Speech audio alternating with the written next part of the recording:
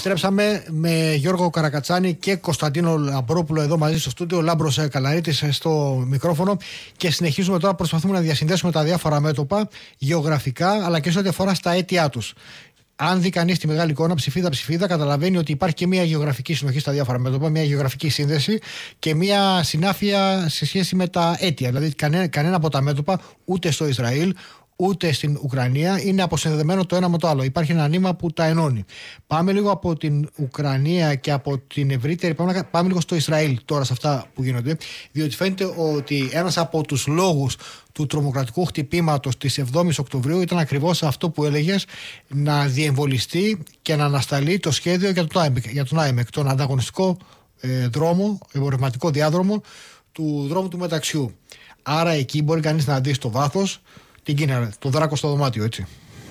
Και όχι μόνο, και την Τουρκία. Και την Τουρκία. Υπάρχει ένα ζήτημα με το Ισραήλ αυτή τη στιγμή. Έχει αναζωπηρωθεί η σύγκρουση με τη Χαμάς στο κέντρο της Γάζας και στο βορρά. Και αυτό φαίνεται, οι συγκρούσεις είναι διαρκώς ολοένα και σφοδρότερες. Τα Ισραηλινά τάγκς έχουν πάει στο κέντρο της Ράφα, έχουν φτάσει στο κέντρο της Ράφα, αλλά οι απώλειες μεγαλώνουν εκατέρωθεν, και η σύγκρουση είναι σφοδρότατη. Και επιβεβαιώνεται, Λάμπρο, αυτό που λέγαμε παλαιότερα όταν ξεκίνησε ο πόλεμος, ότι αυτός είναι ένας πόλεμος εξόντωσης. Δεν είναι ένας πόλεμος ο οποίος ο στρατηγικός του στόχος είναι κάποια πολύ ξεκάθαρος. Δεν είναι ξεκάθαρος. Δηλαδή ενώ υπάρχουν εικασίες για σχέδια μετά τον πόλεμο της Γάζας, το τι ακριβώς θα συμβεί, εδώ βλέπουμε ξεκάθαρα ότι η κυβέρνηση Νετανιάχου έχει ένα στόχο, την εξόντωση των Παλαιστινιακών θυλάκων της τρομοκρατικής οργάνωσης της Χαμάς και της Ισλαμικής Τζιχάντ. Και να πούμε ότι η κατάσταση διαρκώς περιπλέκεται, γιατί μπαίνει και η Αίγυπτος στο παιχνίδι και με τις δηλώσεις του Σίση, αλλά κυρίως με τα επεισόδια που έχουν γίνει μεταξύ Αιγυπτίων συνοριοφυλάκων και Ισραηλινού στρατού, με αποτέλεσμα το θάνατο ενός Αιγύπτιου συνοριοφύλακα. Επιπρόσθετα, πρέπει να πούμε ότι η Τουρκία, εκτός από τη Χαμάς που εδρεύει στην Κωνσταντινούπολη, πλέον εδρεύει στην Τουρκία και κλιμάκιο της Ισλαμικής Τζιχάντ. Άρα η Τουρκία διαρκώς εμπλέκεται και βαθύνει. Και είναι κομμάτι αυτό της λεγόμενης στρατηγικής των 5K, που αφορά τη λεγόμενη Κουντούς, που είναι η Ιερουσαλήμ. Τον 5K και των 4 ποταμών που είχαμε κάνει και σε άλλη συζήτηση, και αυτό συνεχίζει να παίζει πάντα. Μία διάκριση μόνο θέλω να κάνω, έτσι, είναι δική μου ερμηνεία βέβαια αυτή. Η διαφορά της Τουρκίας από την Κίνα είναι ότι ίσως δεν θέλει θεμελιωδώς να καταργήσει τον ΆΕΜΕΚ, θέλει να τοποθετηθεί με τέτοιο τρόπο ώστε αν προχωρήσει ο ΆΕΜΕΚ να είναι ένα πολύ έτσι κρίσιμο σκέλος του. Θέλει να εξαναγκάσει την Ινδία. Ενώ η Κίνα το βλέπει καθαρά ανταγωνιστικά. Δεν έχει απλά συμφέρον από τον ΆΕΜΕΚ. Τέλος. Η Τουρκία όμως βλέπει ότι μπορεί να ενταχθεί στο στρατόπεδο αν της το ζητήσουν, και ίσως και να το βλέπει μελλοντικά αυτό, να της το ζητάνε κιόλας. Γι' αυτό κάνει ό,τι κάνει. Δηλαδή λέει ότι πολύ απλά έχω κλειδώσει κάποια τοποθέτηση από το κέρας της Αφρικής μέχρι και τη Μεσόγειο θάλασσα με τέτοιο τρόπο ώστε ακόμα και αν χάσω τη συμμαχία με την Κίνα θα με έχετε ανάγκη πάλι. Αυτό είναι πάγια λογική της Τουρκίας, πάγια στρατηγική της, να είναι ο θήτης, να δημιουργεί δηλαδή το πρόβλημα και να αποτελεί κομμάτι της λύσης του. Και προσπαθεί να είναι παρούσα για να εξαναγκάζει όλες τις διαδρομές να περνάνε από εκεί που είναι παρούσα. Γι' αυτό προσπαθεί να μεγαλώσει. Έλεγε ο Μελάλος Τασιόπουλος σε μια συζήτηση που είχαμε, επειδή η Τουρκία βλέπει ότι εδώ τα παίζει όλα για όλα, δηλαδή ότι δεν θα υπάρχει μια μεσοβέζικη λύση. Θυμηθείτε μια φράση που είχε πει ο Ερντογάν σε ανύποπτο χρόνο πριν ξεκινήσουν οι κρίσεις, όταν είχε φανεί πλέον η νέα κρίση πριν τον πόλεμο, όταν είχε ξεκινήσει να φαίνονται τα διάφορα σημάδια, ότι η Τουρκία από τις επερχόμενες κρίσεις ή θα κερδίσει ή θα χάσει εδάφη. Άρα ο Ερντογάν ξέρει ότι η Τουρκία δεν μπορεί να βγει ουδέτερη από αυτό. Ή θα την σπάρουν κομμάτια για να προχωρήσουν τα μεγάλα project, ή θα εξαναγκάσει να περάσουν τα project από την ίδια. Κατά μία έννοια λοιπόν είναι υπαρξιακό για την Τουρκία. Άρα θα τα και αυτό τα παίζει όλα για όλα και προσπαθεί να είναι παρούσα, προσπαθεί να μεγαλώσει τόσο, ούτως ώστε να είναι πολύ μεγάλη για να αγνοηθεί. Αυτό προσπαθεί να κάνει. Ναι, είναι η λογική του και του κομβικού κράτους σε αντιστροφή. Δηλαδή, το κομβικό κράτος στη θεώρησή του αφορά ένα κράτος του οποίου η αποδιοργάνωση δημιουργεί σχεδόν παγκόσμιο ζήτημα.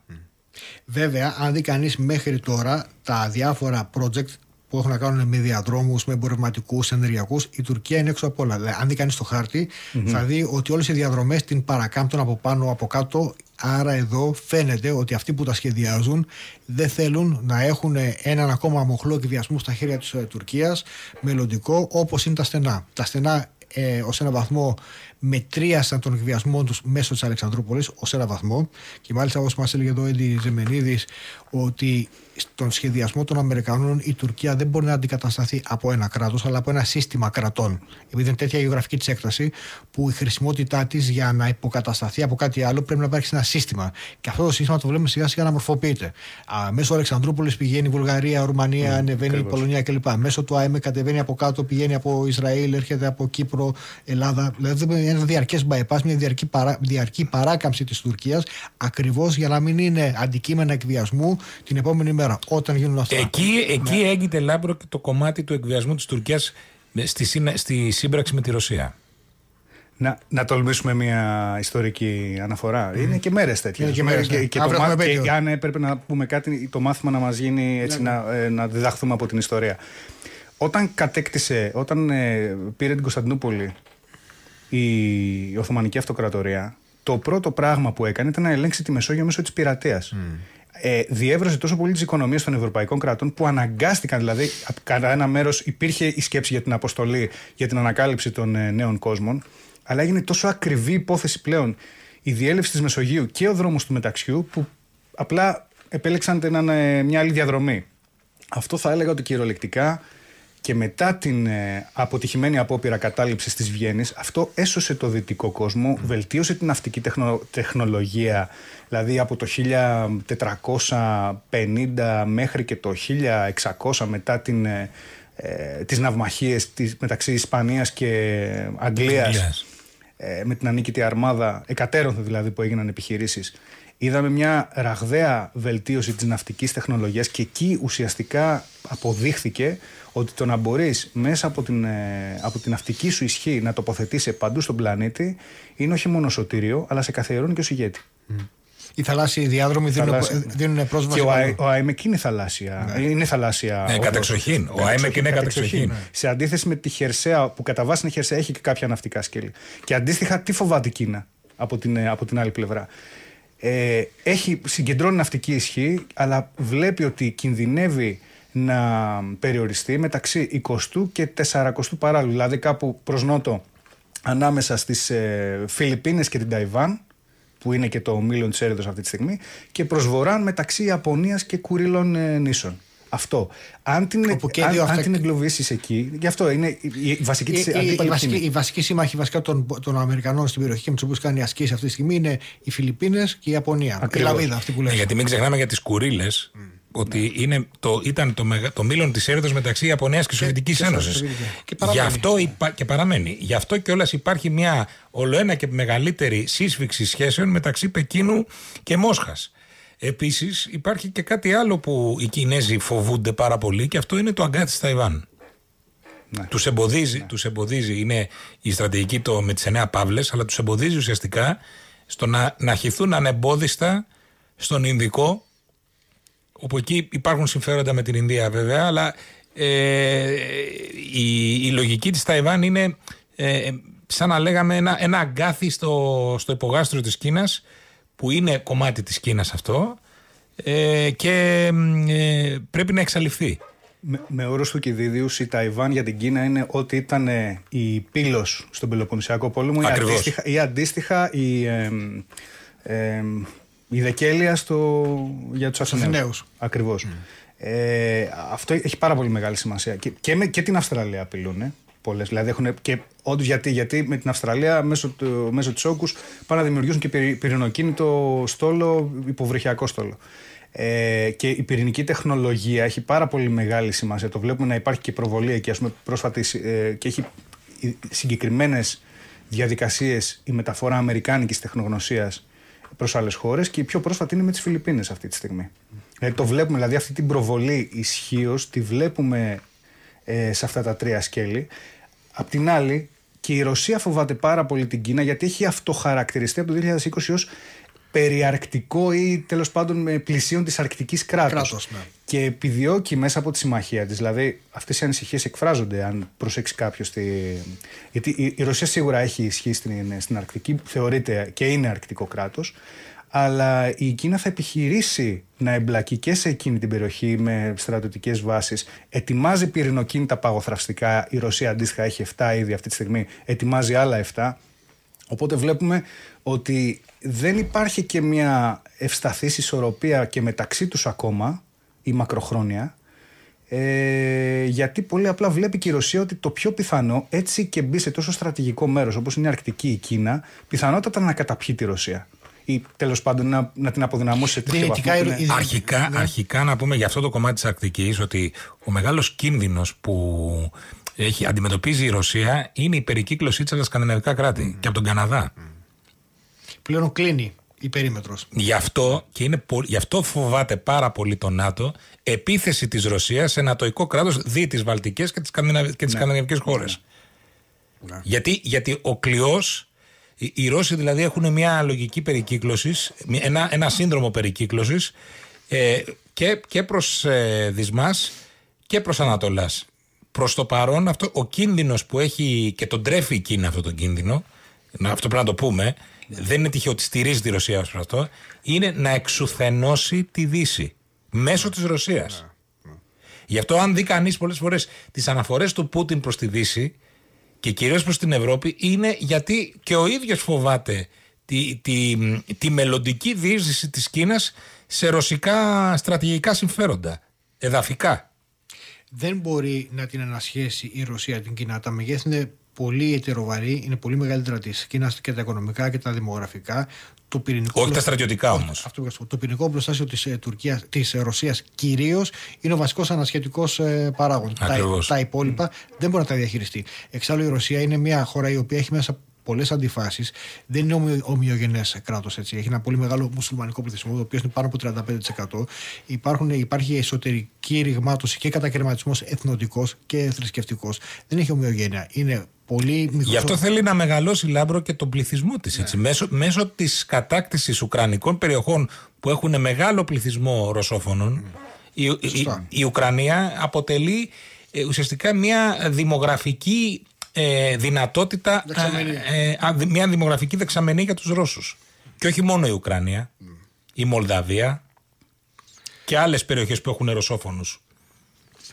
Ένας πληθυσμός γύρω στα 140 κάτι εκατομμύρια που είναι οι Ρώσοι για το μεγαλύτερο κράτος του κόσμου είναι πάρα πολύ λίγος. Είναι μικρός, είναι πολύ αεροκατοικημένοι. Μακροπρόθεσμα δεν μπορεί να αντέξει την πληθυσμιακή πίεση της Κίνας, ούτε την οικονομική πίεση της Κίνας, ούτως ή άλλως. Η διείσδυση των Κινέζων αυτή τη στιγμή με διάφορες μορφές στη Ρωσία, ως εργατικό δυναμικό, ως εκμεταλλεύσεις κλπ., αριθμεί κάποια εκατομμύρια. Δηλαδή η κινέζικη διείσδυση έχει αρχίσει ήδη.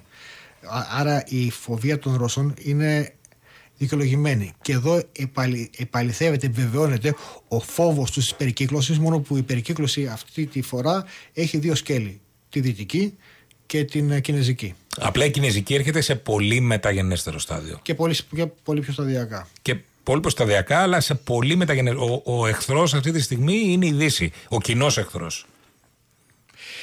Πάντως τα σχέδια στις ομιλίες του Πούτιν ήδη πριν από την εισβολή στην Ουκρανία, τη δεύτερη, όχι για την Κριμαία, την δεύτερη, θυμάμαι στις συζητήσεις που κάναμε εδώ στην εκπομπή, πολλοί εκτιμούσαν ότι δεν θα το κάνει διότι θα είχε πολλές αντεδείξεις αυτό το πράγμα.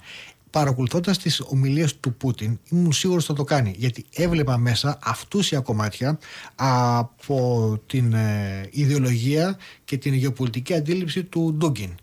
Αυτούσια κομμάτια, αυτούσιες παράγραφοι. Ήμουν απόλυτα και το έλεγα εδώ στην εκπομπή ότι θα το κάνει, γιατί το έλεγε κιόλας. Απλά δεν τον προσέχανε, δεν τον πιστεύανε. Το περιέγραφε ακριβώς το τι θα κάνει και γιατί θα το κάνει. Δεν τους παραπλάνησε. Έλεγε, περιέγραφε τι θα κάνει, έβγαζε μπροστά το ιστορικό υπόβαθρο, εξηγούσε τα αίτια, έδινε συνεντεύξεις που κατά την δική του, όπου εξηγούσε κατά τη δική του αντίληψη γιατί θα κάνει αυτό που κάνει. Όχι ότι δικαιολογείται έτσι. Είναι η κλασική φάση επέκτασης ναζιστικού τύπου με ζωτικό χώρο κλπ. Αλλά παρόλα αυτά θέλω να πω ότι το τι θα κάνει το είχε πει, το είχε περιγράψει και ακόμα παραμένει.